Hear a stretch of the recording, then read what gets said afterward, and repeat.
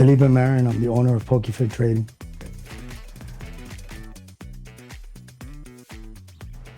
I've been collecting since I was a kid.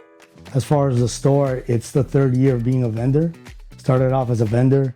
Me and my friends wanted to get allocation, so I took the leap, found this place one day and signed up the very next day and started the company, the store.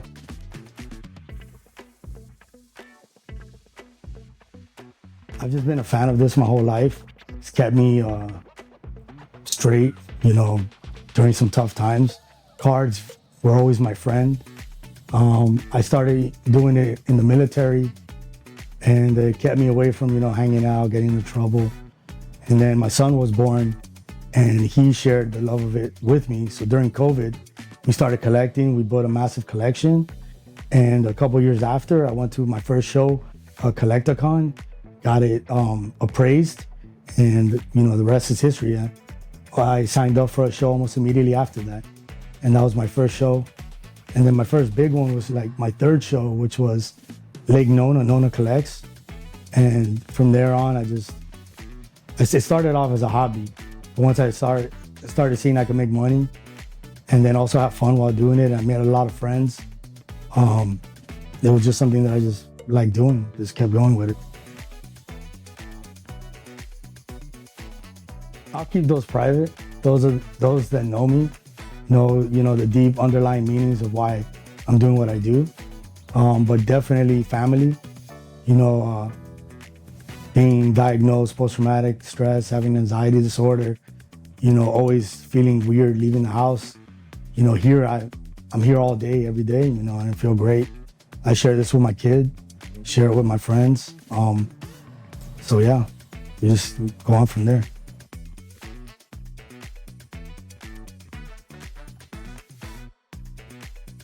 Well, first we were only open, or I was only open Friday and Saturday for like 4 hours, maybe Saturday, Sunday, and nobody came. I would literally be here a weekend and not a single soul. And kept plugging at it, working on social media, trying to invite people, going to shows, promoting it. Everything changed on Black Friday when I found out, like when most people in Pokemon this year, everything changed Black Friday when like most people, they found out that these big sets were coming and allocations were cut short like 90%. So I started manning the store 24/7, and people started finding it on Google from the mall and coming in and trickling in. And I remember December, was my first profitable month, and I sold everything I had in the store. It was a ghost town. And from there, we now have like play events. I'm approved with several of the companies, Bandai, Wizards, and Pokemon. So we have tournaments every week. People come in. In 4 months, we've amassed over 100 5-star reviews, 1,000 followers on Instagram. And it's been growing and growing. We used to have this place empty. There was nothing in here. I started off with those 2 tables. Yeah, I remember. Literally, and it was on the corner. And I had enough product to put on the tables, and that's it. Like a couple binders. Yeah. Also, shout out to, he's not here, but my business partner, Christian. He helped me out financially at the beginning, and I started selling his inventory, so the store looked a lot more full. And that changed everything in January. And here we are 4 months later, generating like $30,000 to $50,000 a month in our first year, when it's probably the hardest year to open up a card store imaginable, with everything that's going on, with TCGs right now. Damn. All right.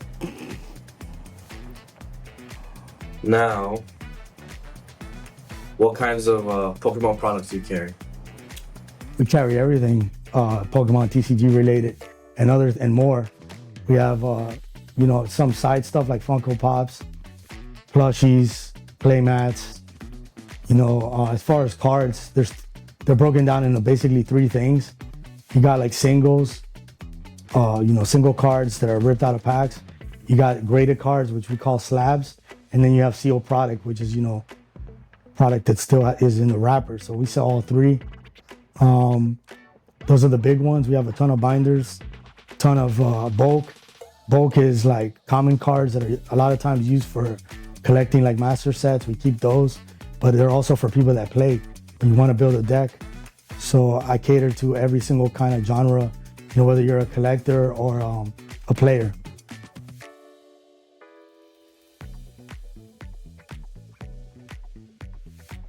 Trade nights are every Saturday at 6, unless we're out of town at a show. I do raffles, free raffles, and people come from all over. They visit. A lot of them, become friends. We hang out. I sometimes order free food, drinks, and we do it from 6 until, everybody leaves. It's a fun environment, kid friendly, and we do that on Saturdays. Other events that we do is play nights. Right now, I want to keep the schedule consistent. So what we have is we have One Piece on Tuesdays, Magic on Thursdays, Pokemon on Sundays, and a smaller game called Universus on Saturdays. We're also trying to get approved for Lorcana in the future, so we could do Lorcana on Wednesdays. And then I plan on doing Gundam when it releases in July on Mondays. So basically a full schedule. Do you sell products online or just in store? We have a Whatnot. I streamed for a couple months, but it's very hectic. There's not a lot of time, but yes, we run a Whatnot store, and you can find all our sealed and some graded cards there for sale. Typically, we use it for stuff that hasn't moved or we have too much inventory of.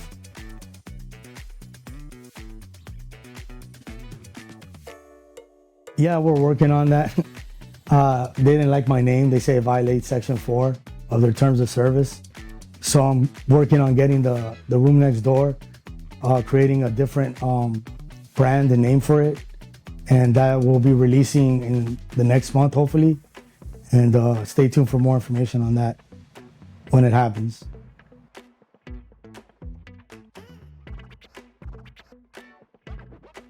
It's really hard. It takes you away from everything. I've sacrificed hundreds of hours without my children, all my money. I don't know. I don't even know why I do it sometimes. I could just sell all my product, go back to vending. But like a lot of people now, come here and like it's part of their routine. Like they count on it. Like the One Piece guys that are gonna come here today, they could go to other stores, but over there they're just whatever. They're just a number. So they feel like a sense of home.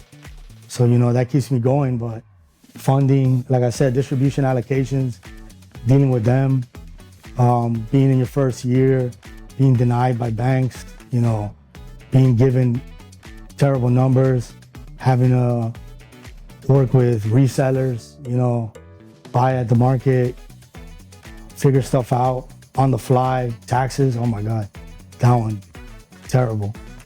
Yeah, there's a lot. And if you don't have anybody to teach you it, you're learning it, hitting the ground running. And, I've made a lot of mistakes. And with this business the way it is, you make a mistake, you feel it for weeks, it reverberates. Every email that you don't send or you send wrong, every phone call you miss. I've only taken 2 days off in the last 9 months. So yeah, there's that. Don't try this at home. Don't open a car store, go vend. Enjoy it. Once you come to this side, it's a mission. Oh, that's an inside joke. I had one of my friends make it for me. Right now, I can't really talk on it too much, but those that know. If you know, you know.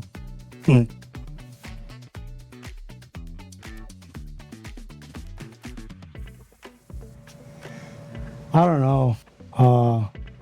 Like I said, my main reason for doing any of this will remain private, except for those people that I trust with it. But I mean, I've never looked at the money. I count the money just to make sure I can keep doing this. But I just enjoy it. I just remember growing up when I was a teenager and I worked at an arcade. I went to the card shops, before it was cool. Now it's like pop culture and it's in or whatever. But I don't know, I just always enjoyed it, and I see other people that enjoy it. Don't get me wrong, especially with Pokemon, the cards are a currency. So, it's very valuable, but maybe one day the future will be to get out of this room, open up a big chain, stores, who knows? I don't really care. I figure like fame and success will come with it if I keep going. But yeah, I don't know. I'm right now, it's like a war.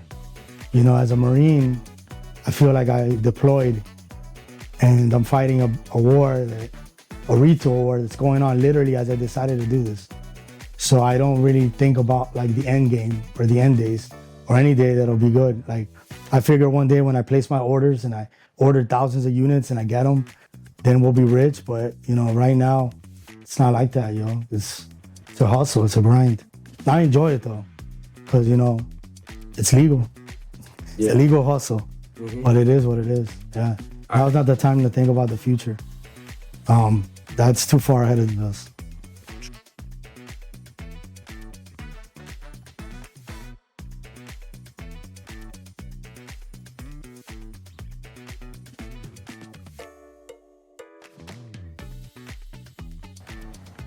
A prison. Prison of my own choosing. I decorated it. Oh, man. Well, I was stuck in my house, man. My house was a prison for years. I was agoraphobic, you know, PTSD, all that stuff. I didn't leave my house for years, 7, 8, 9 years. My whole 20s, I lost them after the war. So So it's like a safe space. yeah, I get anxiety. I had anxiety right now when I went to the DMV. I was shaking, but in here I'm chilling. I don't even have to take my meds, you know. Yeah. So yeah, it's like a prison, but I get to decorate it, and I get visits.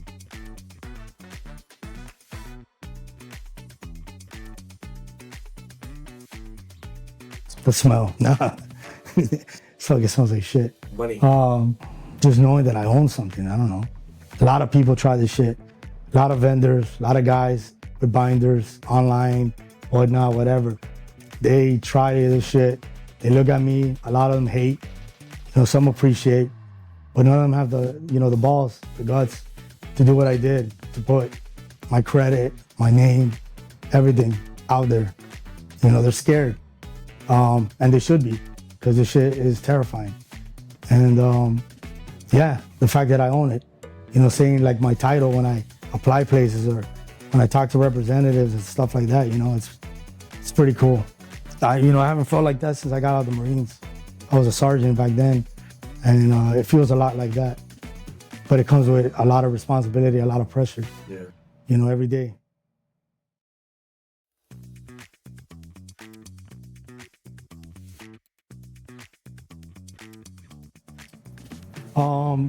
It's kind of like a reject. I don't really know too much of the story. I bet one of the nerds out there will correct me on this, but Zero Aura is my favorite because it was like a fighting. It was supposed to be like a legendary, and then something happened like in the cartoons, and then they kind of like outcasted it. So it's like a legendary that's not a legendary. It's called like a mythical, and it looks cool. It's a fighting cat that does electric attacks and, you know, MMA fighting. So that's always been my favorite one, and it's kind of like a misfit, and it's been taken out of most of the games. So yeah, that one kind of like, it's like an outlaw, and I could kick the shit out of everybody. Yep, that one.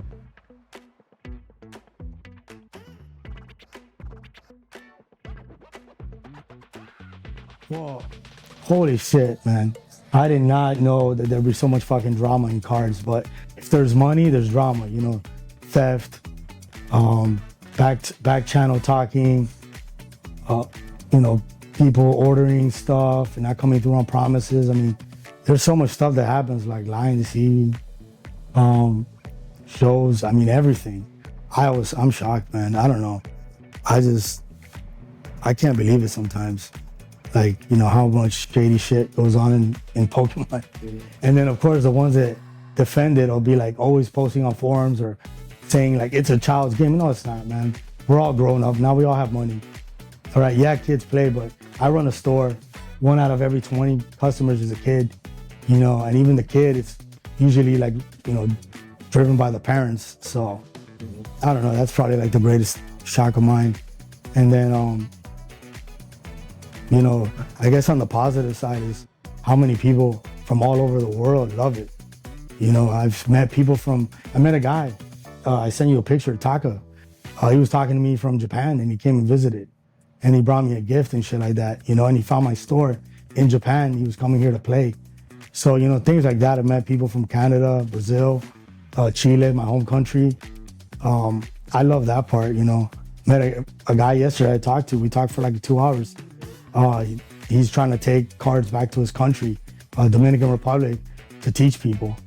At the show, there was a lady there. She was like handing cards out to her kids at school. I gave her a ton of cards, you know. I mean, there's a lot of positives, you know, but the negatives suck. But once you get past that, there's more good than bad.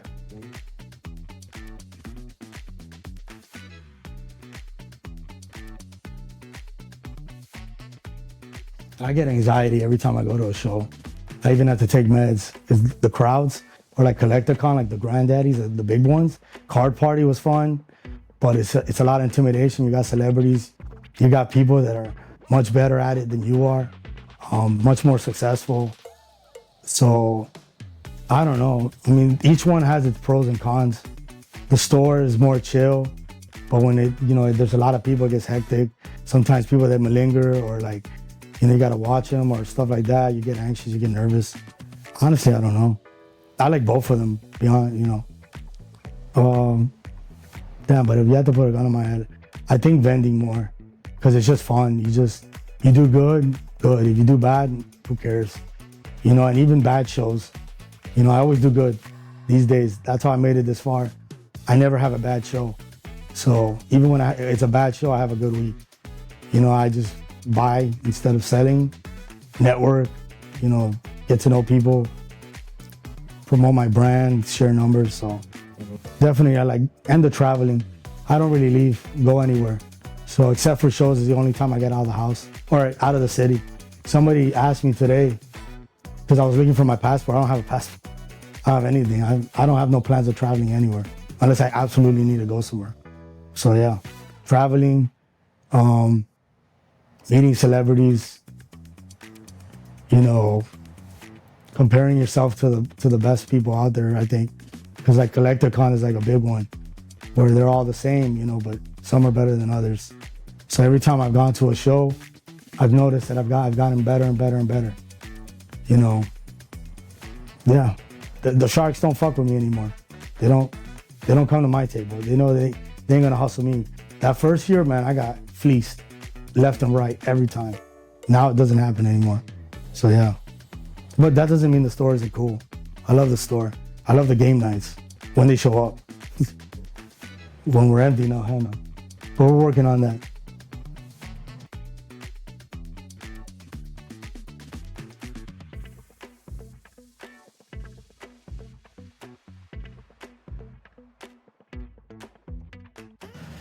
As far as like the business, oh man. Well, there was Black Friday, you know, I took pre-orders for Blooming Waters and Prismatic, thinking that I would get them. I didn't know, you know, I saw other people doing pre-orders. I just thought, okay, I'll do mine. And Black Friday hit and I got my numbers, ironically, on Black Friday, and they were dog shit. And I was terrified.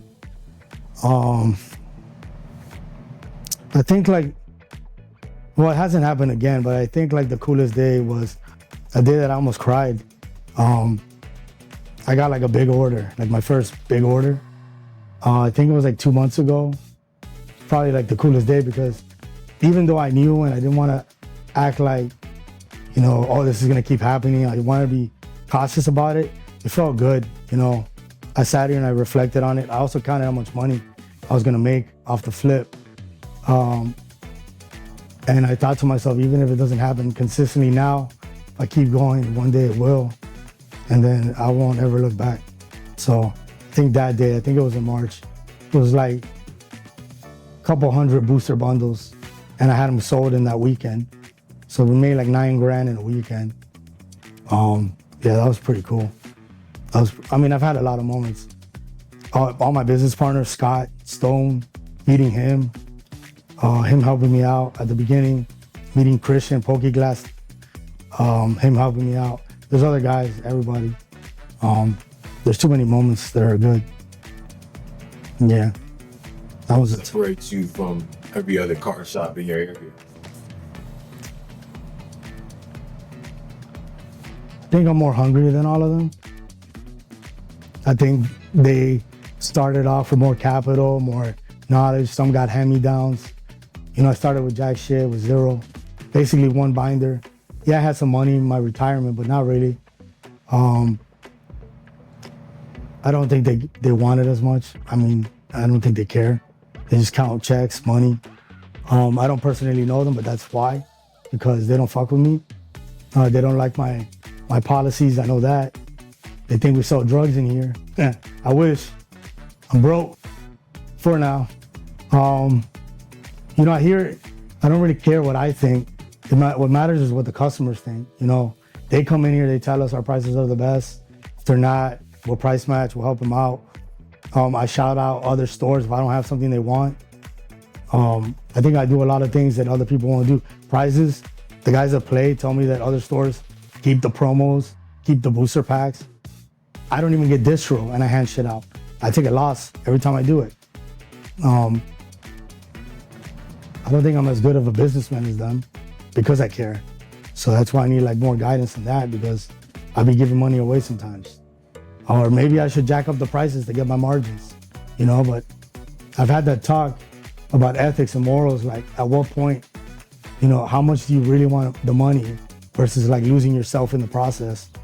And, you know, I just won't do it, you know, so it's going to take longer to make those margins because we're not going to go over market. We're not going to take 50%, fleece people. We're not going to lie to them about their cards. We're just not going to do it here. So, you know, and our reviews show it. So there's that. That's a good one.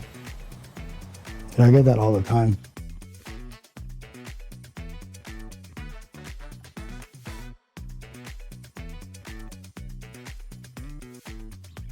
Instagram is our #1 social media source. I have a .com, but sometimes I get hits on it. At least it's more for information. Whatnot was really good.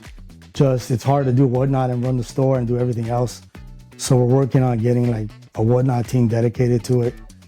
I mean, I tried everything. I have a marketing degree from Full Sail. So I pretty much have a lot of training experience on what to do. Facebook, I mean, just every social media, LinkedIn, TikTok, you know, bringing people like you in to help me out.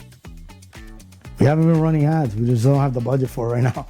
But, you know, that's coming soon. Maybe we'll run more ads or we'll run some. It's kind of cool because I haven't done that. So organically, it's grown on its own. You see people come in all the time, word of mouth. We page rank higher than anybody. If they look for Pokemon cards or Google anything, they always tell me we show up at the top. And we've only been open 4 months. So imagine when we're open for an actual full year.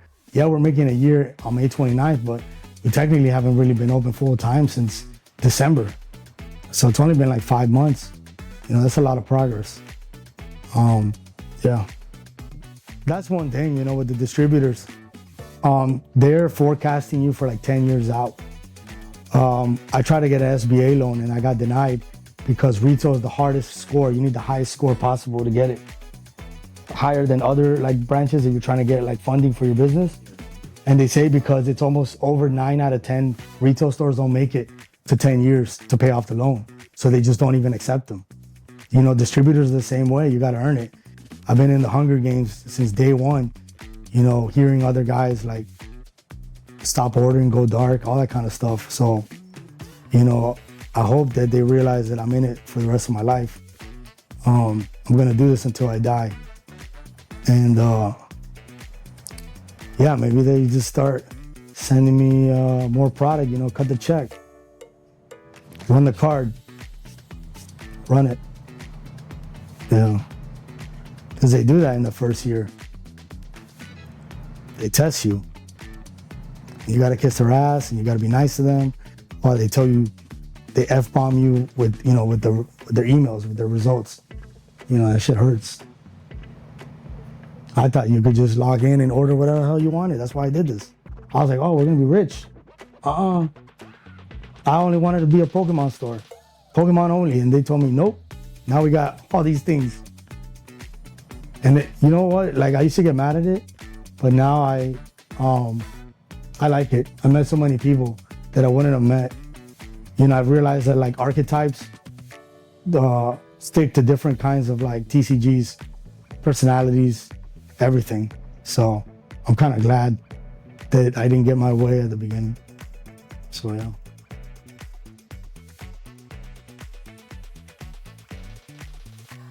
I don't know, man. That's weird. Like, yeah, it's weird when people like know who I am now. Like when I go places, especially like card shows, it's weird. I don't think I'll ever get used to it. I don't know. I really don't know. I think it's Marine training. Like, even when you're like in a war zone and you're a badass, they always tell you, you know, you're no better than anybody else. They always humble you in a sense by reminding you that you're just human and you're mortal. Yeah. So it doesn't bother me. I don't think the money will change me. If it gets to that, it hasn't yet, or success or whatever you want to measure it as. I think it's just the way I was trained. That's easy. That's again why I think I'm better than all the other owners, because I just can't be arrogant. My time for that was my 20s. I was much better looking back then. Yeah, way more fit. I was a badass then. Now I'm just a guy. Do other guys like brag all the fucking time? I guess they do, yeah. They always realize. Well, the other owners, right? Or like the other like managers or people, yeah. They do that shit. The vendors for sure. You see that at shows with their little fucking cameras and, well, the cameras are good in case you're getting robbed, but I get what you're saying. Cloud chasing, whatever. It's not my thing.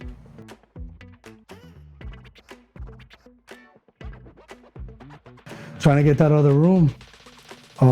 Move all the play stuff over there. Trying to get approved by Pokemon. You know, rebranding the playroom into something else. You know, stay tuned for that. Obviously getting more product so we can fill the shelves. Gundam comes out in July. Riftbound, which is League of Legends, in October. Some of the Magic stuff is getting bigger, like Universes Beyond. Like, look forward to like Spider-Man, Avatar. I think Halo next year. Yeah, just growing the room and rebranding it a little bit. Oh, maybe not this year because I'm not sure I can do it, but I want to do my own event. I definitely want to do that. I have the date set. I've done like pre-planning, but just don't know if I'm gonna have the money for it, if I'm ready. Kind of scared, but I definitely want to run my own event. I think I can do a lot better than some of the events I've gone to. So I want to do that here in Orlando. And yeah, so that's probably the biggest one, is running my own event. Yeah, throw it like a party. I got a question. What? Why is it called PokeFit? Because before my injuries and like, you know, I fucked up my back, my spine, dealing with fusion surgery potentially. Already had 2 surgeries on my hip. So I was like, damn, bro, you gotta go there, man. I was in way better shape back then. Somebody posted like my first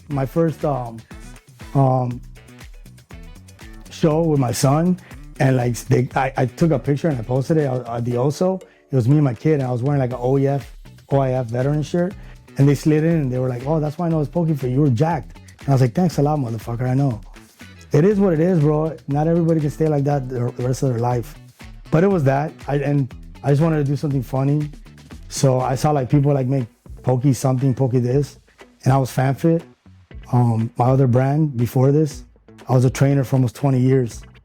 And yeah, that's why. So I made a roided Pikachu as my avatar.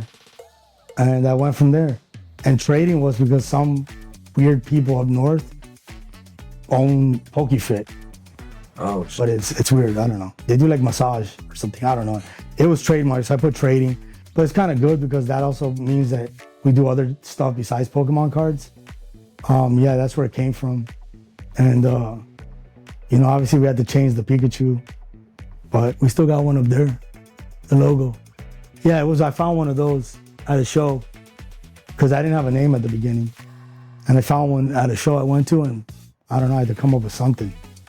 I wasn't gonna name myself Felipe Marin Collectibles or some shit. You know, some people use their initials. Fam Collector. I don't fucking know. I don't know. I don't even know how it came to me.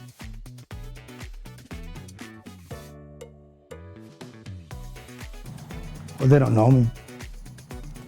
Everybody, you know, last couple months or whatever that's ran their mouth online, slid in my DMs with negative stuff, even my Discord channel, they have no idea who I am. They don't know me. I mean, one of them even attacked like my military service, saying I was like dishonorably discharged. I was like, dude, just Google. Well, you can because it's all redacted because you're welcome. But if you could, you know, they don't know me. They've never spoken to me. For whatever reason, they feel like they have to be an enemy. You know, I spent 2 years in Iraq and I had to befriend Al-Qaeda. I had them in my jail cell, I went on patrols. You know, so I've learned how to live with the enemy, you know, as my friend and so on and so forth. So I think one of the things is that they see that. They see I don't get fazed by it. I don't know. You can't make everybody like you anyways, you know? And like I said, this is something that all those guys that started off buying a table want to do. And in the last year or two, because of what's been happening with, like in the last year or two, nobody's opened up a LOC or opened up a brick and mortar except me. It's not easy, you know, so with that, you're gonna have a lot of haters. But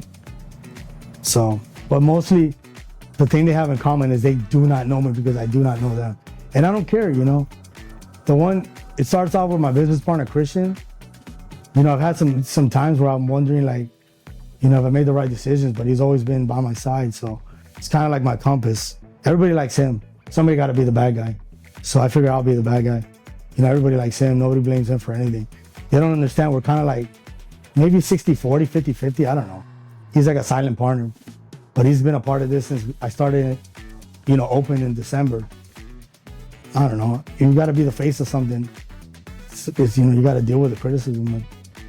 I've made some decisions that people find unpopular, like hiring a girl, you know, mind blowing. Hire women, you know, equality. There's a lot of misogynism in TCG, a lot of white male dominated, you know, vitriol. You know, I'm the same with trans, with gay, I don't care. So I think there's people out there that don't like that, but I don't really see ethnicity or backgrounds or religion or anything. You know, just see people. I think that's why. They're welcome to come in and talk to me. Unless you've been banned, you're not welcome. But everybody else, yeah. Like for example, one thing like with play nights, we don't really try to do standard of anything. Unless you're cool, like the One Piece guys, I leave them alone because they're all cool and they all hang out. But like people like take this shit too far. It's like online games, you know, like sweats, like elitism, you know, talking shit, you know, degrading people, not helping new people, not welcoming them in, you know, stuff like that. I don't tolerate any of that. So, yeah, definitely there. It's different.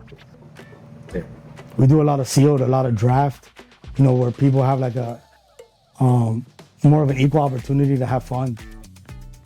You know, so with Pokemon, One Piece, maybe Lorcana, when we started down, we even give cards away for free and we'll teach people, you know, build their own decks because, you know, everybody started somewhere. That's one thing we don't do. We don't mock people's collections or their knowledge or any of that stuff. Try to make them feel welcomed. We teach them, we educate them as best we can. If that means that they go somewhere else with their knowledge, so be it. You know, we're not gonna change that about us. A lot of card shops, again, they hide information, they withhold things from people, you know, to profit for their gain. They treat it like trade secrets, you know, but I really don't care. I have shown a lot of people how to be a successful vendor. If you could run the B-roll on that. I've helped like a lot of people start from the beginning, and I hopefully through example and like guidance, make sure they don't make the same mistakes I did, because I made a ton of mistakes from booking the wrong events, from not negotiating my tables and not being prepared, not pricing my stuff, not having enough inventory, all that stuff. So I've shown a lot of guys, and hopefully, and they've done better. Team PokeFit now is like 8 people. It's not just me. I help any vendor. I'd help out the card shops if they ever ask me. But we're not there yet with that one. I'm Christian. I'm kind of like the business partner with PokeFit. I just help out around the shop with the cards, buying cards, trading cards, just anything in general. I actually hit him up through Facebook Marketplace. He was selling the card on there, and I offered him the price. I came to the store and I picked it up, and then we just started talking since then. I started kind of hitting him up, with whenever drops came out and stuff like that, and we just started talking Pokemon, and then he just called me up one time and said, hey, you want to do business together? I'm looking for somebody to help out around the shop, and then you got a good inventory, so we just took it from there. He basically just took me under his wings. He allowed me to bring my stuff to the car, my cards to the shop and stuff like that, and he gave me a chance to vend. He taught me how to vend. He taught me how, the whole business aspect of Pokemon. It just grew over time. He got me into One Piece as well, so he started getting into that. But the majority of it is Pokemon. Yeah.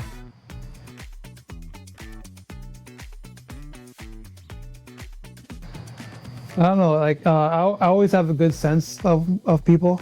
Kind of the same thing with my real business with my auto glass. I just have a good sense of like a good vibe I got from somebody, and so it just made me believe that I believe in that person, that his vision, his business, stuff like that. So I took a chance, I took a gamble, and here we are, a couple months later, just hoping to expand and grow and make it big one day like everybody else.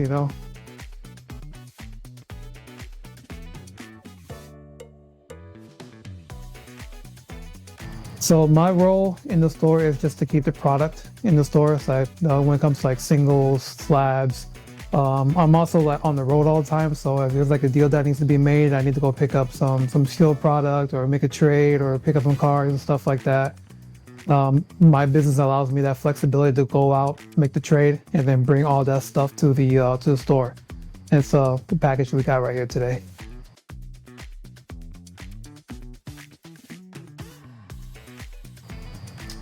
No, I mean, I get the game. The allocation is hard to get. I get it. So I'm not pressuring him or anything like that too. So I know it's a whole process, and you got to be patient, man. It's just like with any business. It's not going to just take off right away. Yeah. You got to put in the work. You got to be patient. You got your highs, you got your lows, and then you just got to make it through, man. You just got to push through it all.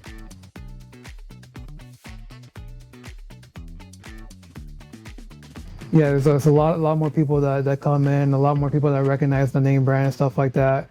Even the show, we keep seeing the same faces, come to our show, to our tables when we go to like shows. Same thing with the store too. It's always the same few people that come in all the time, and it's actually a lot more new customers that be coming in too. And it does help that we're right next to the Florida Mall too, so we do get a lot of tourists that come through here.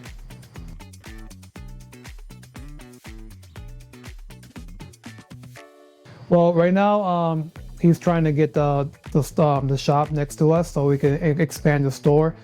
But eventually, we would want to get a bigger store and just be able to grow just the PokeFit community, just the PokeFit team, so that we can start doing collecticons and we can start traveling to like other states and stuff like that, and just make it big like that. So I got back into Pokemon during the pandemic. There's really nothing else to do, so I would just wait in line at Target, buy some Pokemon, just start ripping it and stuff like that. I got out of it for a while when my kid was born, and then I just recently got back into it last year. I just stopped at a car shop, decided to buy a couple of booster boxes, start ripping it again, and just started building up my collection again. I never really thought about vending until I talked to him. And then he saw my collection. And he was like, "Hey man, you should start vending, dude. Like, start doing this or like as a side hustle." Yeah. So that's why I started doing it ever since.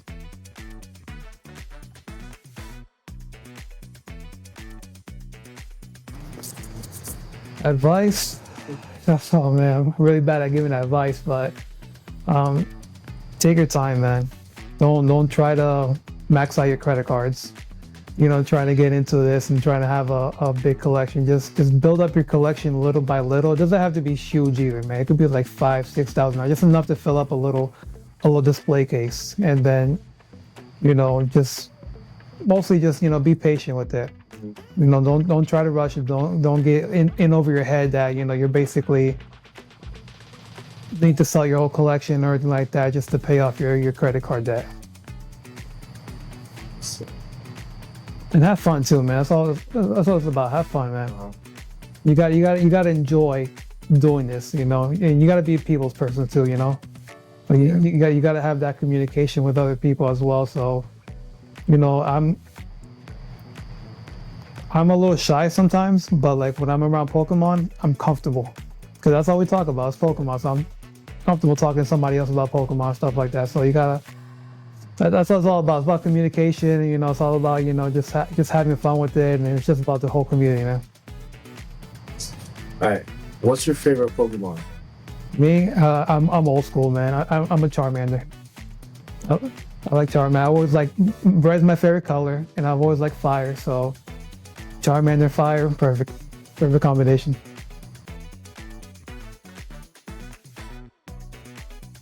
It's decent. It's not like where I would want it to be, but like I said, it's a whole process. You know, I'm just still building it up right now, but I have a decent collection.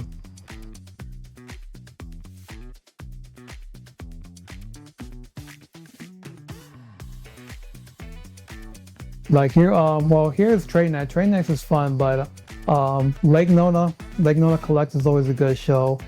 And of course, Collecticons. Any Collecticon, man, whether it be here, when we went to Atlanta, Fort Lauderdale, the one coming up in Orlando, those are always a good time, man. Because just the amount of people that come there, and then just seeing other vendors' collection too, and then all the products and just all the slabs they have, it's awesome. It's something you don't see every day, you know. Yeah. So now that you say that, what's your dream card? Man, my dream card. I want to get one of those Poncho Pikachus, man. At least the Skull one, Team Skull one. I want to get that one. That would be my end goal. Or if not, a PSA 10 Core Mew.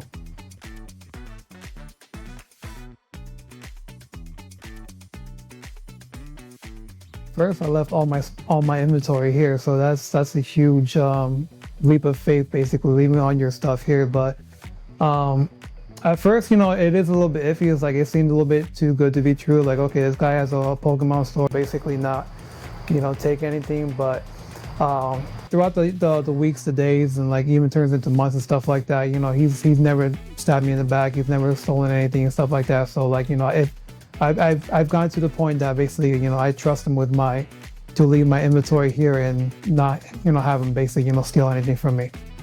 So, you know, I trust him fully.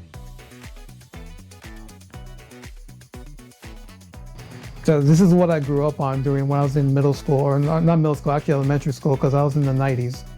So when this came out, basically I started collecting these cards, and that's how I started making friends with other kids.